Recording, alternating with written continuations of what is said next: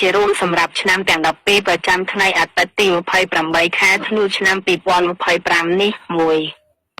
ឆ្នាំជូតតនតលរាសីឡើងខ្ពស់ត្រដែតទំនាយជាថ្ងៃល្អសម្រាប់ការសម្រេចចិត្តធំធំឬចាប់ផ្ដើមគម្រោងថ្មីអ្នកនឹងទទួលបានការគ្រប់គ្រងពីមនុស្សជុំវិញខ្លួនហើយហិរញ្ញវត្ថុមានសញ្ញាល្អប្រសើរស្នេហាមានភាពផ្អែមល្ហែមនិងយល់ចិត្តគ្នាខ្លាំងពីឆ្នាំឆ្លូវករាសីមធ្យមទំនាយការងារហាក់នៅត្រង់បន្តិចប៉ុន្តែมันមានអ្វីជាបញ្ហាធំដុំទេគួររក្សាភាពអត់ធ្មត់និងជៀសវាងការប៉ះទង្គិចពីសម្បត្តិជាមួយអ្នករួមការងារស្នេហាអាចមានការយល់ច្រឡំបន្តិចបន្តួចគួរប្រើហេតុផលនិយាយគ្នាໄວឆ្នាំខាលខ្លារាសីល្អបង្គោលទំនាយលៀបសំណាងចាប់ផ្ដើមរត់រប់អ្នកហើយបើមានបញ្ហាអ្វីពីមុនមកថ្ងៃនេះនឹងមានពន្លឺដោះស្រាយបានជាប៉ាន់តាស្នេហាមនុស្សនៅលីវអាចនឹងជួបមនុស្សដែលត្រូវចិត្តក្នុងកម្មវិធីជួបជុំ4ឆ្នាំថោះទន្សាយរាសីខ្ពស់ទំនាយជាថ្ងៃដែលអ្នកមានអារម្មណ៍ស្រស់ស្រាយនិងមានថាមពលការងាររកស៊ីមានដំណើរការរលូនហើយអាចនឹងទទួលបានដំណឹងល្អពីចម្ងាយស្នេហាគ្រួសារមានសេចក្តីសុខនិងសុភមង្គល5ឆ្នាំរោងនាថរាសីទៀបទំនាយថ្ងៃនេះគួរប្រុងប្រយ័ត្នរឿងការចំណាយនិងការធ្វើដំណើរឆ្ងាយមិនគួរជឿសង្កេតអ្នកដទៃងាយពេកទេក្រែងលោខាត្បូងប្រយោជន៍ស្នេហាហាក់មានភាពរកាំរកូលបន្តិចគួរចេះអត់ឱនឲ្យគ្នា6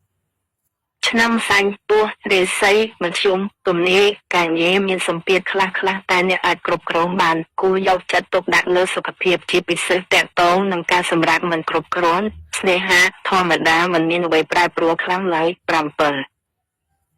ឆ្នាំមមីសេះរាសីឡើងខ្ពស់ទំនាយអ្នកនឹងទទួលបានលាភសក្ការៈឬកាដូពីមនុស្សជាទីស្រឡាញ់រាល់ការចរចាឬការលក់ដូរក្នុងថ្ងៃនេះនឹងទទួលបានផលចំណេញខ្ពស់ស្នេហាជាពេលវេលាល្អសម្រាប់អ្នកចង់សំស្នេហ៍ឬរៀបការ8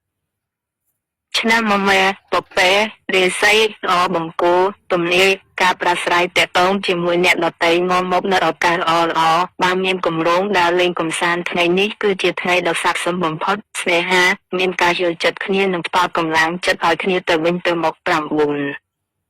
ឆ្នាំវប់ស្វារាសីមធ្យមទំនាយកុំមានចិត្តឆេវឆាវពេកក្នុងការដោះស្រាយបញ្ហាគួរធ្វើចិត្តឲ្យត្រជាក់នោះអ្វីនឹងល្អប្រសើរឡើងវិញប្រយ័ត្នការបាត់បង់សម្ភារៈបន្តិចបន្តួចស្នេហាគួរផ្ដល់ពេលវេលាឲ្យគ្នាទៅវិញទៅមកឲ្យបានច្រើន10ឆ្នាំរកាមន់រាសីខ្ពស់ត្រដែតទំនាយហងស៊ុយល្អណាស់ក្នុងថ្ងៃនេះអ្នកមានអ្នកជួយជ្រោមជ្រែងគ្រប់ច្រកល្ហកការងារទទួលបានជោគជ័យហួសពីការរំពឹងទុកស្នេហាក៏តែនឹងមានក្តីសុខណាស់